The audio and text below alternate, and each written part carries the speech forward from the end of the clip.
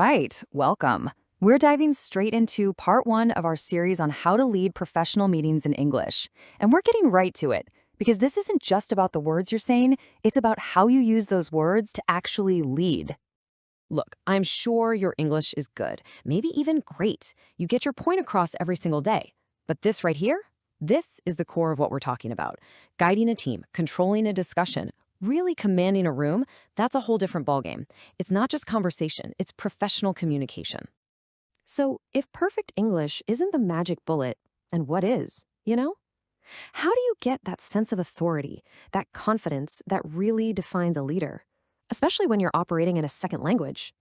Well, that's the exact question we're going to tackle today. Okay, first, let's talk about a huge trap that so many smart, ambitious professionals fall into. It's this idea that if they could just get their grammar to be perfect, then leadership presence would magically appear. But that's not where the power is. For instance, saying something like, maybe we could discuss the budget now? The English is perfect, but it sounds kind of weak, right? A leader says, okay, great, let's move to the budget review. See that difference? It's all about command, not just being correct. And this right here, this slide shows the big mindset shift we're aiming for.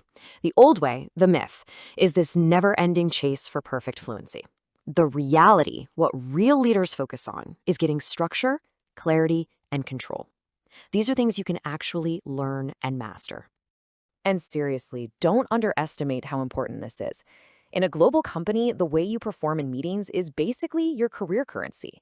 It's not about just ticking off agenda items. You are literally building your future, one meeting at a time. Just think about it for a second. Meetings are where the senior managers actually see you in action. That's where you get all your visibility. These moments are a huge factor in promotion decisions. And maybe most importantly, this is where people decide, is this person a leader? If you don't project leadership here, your whole career can get stuck. Okay, so we get the problem, and we get why it's so critical for our careers. So, what do we do about it? Let's break down a new way to think about this, a simple framework for building authority. Let's just get this out of the way right now. Fluency does not equal leadership. End of story. I have seen native speakers run absolutely chaotic, useless meetings, and I've seen non-native speakers with thick accents completely command a room with total authority. The difference was never their fluency. So here it is. This is the simple formula that actually works. When you combine a clear meeting structure with the right professional phrases, boom, you create authority. It's a system. It's something you can learn, you can practice, and it builds real confidence and projects control. Let's give this a name: professional meeting leadership. It's really a system that stands on three legs. Structure, that's your game plan, your map for the meeting. Clarity, that's making sure everyone is on the same page. And control, that's your ability to step in and keep everything on track. These three things are the foundation of your authority. So how are we going to help you get there? Well, over the next few parts of this series, we're not going to talk about boring abstract theories. Nope, we're going to build you a toolkit, a concrete set of phrases and strategies that you can literally start using in your next meeting. Here's our game plan step by step. First, we're going to give you the exact words, literally the phrases to use. Then we'll show you the perfect moment to use them for the biggest impact. And finally, we'll work on the delivery, so you sound as confident and professional on the outside as you are on the inside. You know, when it all comes down to it, this is the real shift. Anybody can talk in a meeting, but what we're learning here is how to take the reins, how to guide that conversation, and how to actually drive results. The goal isn't just to speak, it's to lead. So I'll just leave you with this question to think about. You've worked so hard to make sure your voice gets heard, and that's fantastic. But are you ready for the next step? Are you ready to lead? Stick with me for part 2, and we'll start building that toolkit together. Welcome back. In this part of our series, we're zeroing in on what might be the most make-or-break moment of any meeting, the opening. You know, those first 30 seconds? That's your golden opportunity to set the tone, establish your leadership, and make sure the whole thing is a success. So how do you nail it? Okay, picture this. The meeting's about to start. Everyone's looking at you. What you say next isn't just a simple hello. It's a signal. It completely defines your leadership for the rest of the time you're in that room. It is, without a doubt, your best chance to set a professional and really productive tone. Just look at the difference here. On the left, you've got something you've probably heard a million times, but on the right, it's just a tiny, simple change. Can you feel that? That immediate shift in authority? It's subtle, I know, but it is so powerful. Let's break down exactly why this works so well. All right, so our first big idea is all about this: opening with authority. And that means you have to be incredibly intentional with your very first words. They matter a lot. So, what's the big deal with this phrase, right? I mean, it seems friendly, but guys can come off as way too casual for a professional setting, and adding quickly can actually signal that you're feeling rushed or maybe even a little nervous. It can subtly chip away at your professional standing right from the get go. So, the shift we're aiming for is really simple, but it has a huge impact.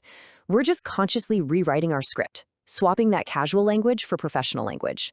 Now, this isn't about sounding all stiff and formal. It's about sounding clear, confident, and like you're in control. So what do you say instead?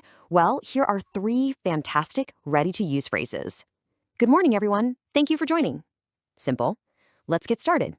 Direct. Or, I appreciate everyone taking the time today. All of them are polite, they're direct, and they immediately set that professional tone we're looking for. And this brings us to this really cool concept, the leadership signal. You see, it's not just what you say, it is how you say it. A calm tone of voice and a slow, deliberate pace, that screams confidence. But rushing through your words, that just signals nervousness to everyone in the room. Okay, so once you've opened with authority, your very next move is to provide a blueprint for the meeting. This immediately gives everyone a clear sense of direction and, just as importantly, it shows that you are totally in control of the situation. And here's that blueprint. It's as easy as 1, 2, 3. First, you state the purpose. Why are we all here? Second, you outline the agenda. What are we going to cover? And third, you define the outcome. What do we actually need to accomplish by the end? Purpose, agenda, outcome. It's really that simple. So here's what that might sound like in real life. You could say, the purpose of today's meeting is to decide on the Q3 marketing budget. Then you might add, we have 3 main points to cover. And to manage everyone's expectations, you'd say, this meeting should take about 30 minutes. See how clear and directive that feels? No confusion. Now, let's take it up a notch. We're going to move from just managing the meeting to strategically directing its results. And this is where some more advanced leadership language comes in, focusing specifically on that outcome part of our blueprint. Oh, this is such a powerful phrase. I mean, think about it. By saying this, you are setting very firm boundaries. You're basically telling the team, hey, our goal isn't just to talk about ideas, it's to walk out of here with a concrete decision. This focuses everybody's energy and stops the meeting from just spiraling into an endless debate. And here's another fantastic one you can use. This phrase explicitly defines what success looks like for this meeting. It gets everyone aligned on the exact same target. For example, we should have clarity on the next steps for the project launch. Now everybody knows exactly what the finish line looks like. So what's the big takeaway here? Let's try and tie all of these techniques together into one single powerful idea. Here's the most important thing to remember. Your opening is not just some polite formality you have to get through. It's a deliberate act. It's a clear signal you send to everyone in the room that communicates your competence, your preparation, and your authority. And you know, that really brings us to the most important part. Because this isn't just theory. I want you to think about your very next meeting. Based on everything we've just covered, what is the one thing you are going to do differently to signal your leadership from that very first moment? Welcome back. In this third part of our series, we are really getting into the heart of things, how to actually lead the conversation. We're going to cover how you can get people talking and, maybe even more importantly, how to keep that discussion productive and on track. All right, let's get right into it. You know the feeling, right? We've all been there. You just laid out a key point, you look around the room or the Zoom screen, and you ask, so, any questions? And what do you get? Crickets. Nothing. That awkward silence can just suck all the energy out of a meeting. It's a super common problem, but the good news is it's also very fixable. Or hey, maybe you have the opposite problem. You ask for feedback, and one person launches into this long story that's, well, it's interesting, but it has absolutely nothing to do with the topic. And before you know it, the whole meeting has gone completely off the rails. So yeah, both of these things, the silence and the tangents, that's what we're going to solve today. So let's tackle that first hurdle, getting people to actually contribute in a useful way. See, the goal isn't just to get people talking for the sake of talking. It's to encourage valuable input without losing control of where the meeting is headed. And you know what? It all starts with how you ask. Just look at the difference here. On the left, you've got these really passive, kind of desperate phrases like, anyone? It just puts all the pressure on your team. But look at the right. Phrases like, "I'd like to hear your thoughts on this," are direct, they're respectful, they're personal invitations. It's a tiny shift in language that completely changes your role from a passive observer to an active leader. This right here is the whole principle in a nutshell. We're moving away from that tangled mess of a vague question, which usually leads to either silence or just rambling, and we're moving toward the clear target of a directed question. You're not just hoping for any input, you're guiding your team to give you the specific, valuable input you actually need. Okay, so here are a few more really powerful phrases you can add to your toolkit. "Could you share your perspective?" is fantastic. It's open, but it's still direct. And you know, one of my personal favorites, especially for making sure everyone gets a chance to speak, is "let's go around and get quick inputs." This one is an absolute game changer for preventing one or two people from dominating the whole conversation. And this is so important. This isn't just about being efficient.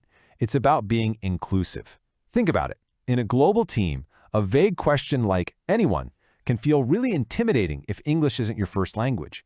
But a direct question, well, that creates what we call psychological safety. It gives that person a clear, safe moment to speak up, and it shows them that their opinion is not only welcome, but expected. It builds so much confidence and, honestly, leads to way better discussions. All right, so you've done it. You've invited participation. The ideas are flowing, awesome. But now comes the second challenge, managing that flow. It's time to learn how to keep things on track with what I like to call diplomatic control. This is such a critical mindset shift you have to make. So many people are afraid to interrupt or redirect a conversation because they think it's rude. But listen, being polite does not mean you have to be weak. In fact, skillfully and respectfully guiding a conversation back on track is a sign of strong leadership. It shows that you respect everybody's time. So here are 3 excellent ways to do just that. If the conversation starts to drift, you can say, "Let's stay focused on the main point for now." If someone brings up a good idea that's just off topic, try this. "That's a great point. Let's make sure we come back to that later." And if one person is just going on and on, you can politely jump in with, "I'm going to pause you there so we can hear from others." See? Each one is polite, but it's also firm. Now, for a real pro-level move from the world of corporate English, let's take that offline. This is your secret weapon for topics that are important but not for the whole group. It's a super professional way of saying, hey, good conversation, but it doesn't need to happen right now with everybody listening. It is incredibly efficient. And speaking of being efficient, never underestimate the power of a simple time check. Just gently reminding the group, "Hey everyone, we're running short on time," is a totally neutral, fact-based way to bring a little urgency back into the room and refocus everyone on what really needs to get done. Okay, so we've covered 2 absolutely essential skills, inviting people to participate and then managing the discussion. Now let's pull it all together into a simple, memorable blueprint that you can use to lead with total confidence. And here it is, your blueprint. It's really just a simple 2-step rhythm. Step 1, you proactively invite participation with those clear, directed questions. Step 2, you skillfully manage the discussion that follows, using those polite but firm phrases to keep everything focused. Invite, then manage. That's it. That's the core of leading a confident meeting. So as we wrap this up, I want to leave you with a question. What is the one phrase from today that you will commit to using in your very next meeting? Seriously, think about it. Whether it's "could you share your perspective" or "let's take that offline," that journey from just being in a meeting to actually leading one, it all starts with using one new phrase with confidence. Thank you for watching. If you enjoyed this video, please subscribe to my channel, DG Law Learn, and share it with your friends and family. Let me know what kind of content you'd like to see next in the comments below. See you in the next video.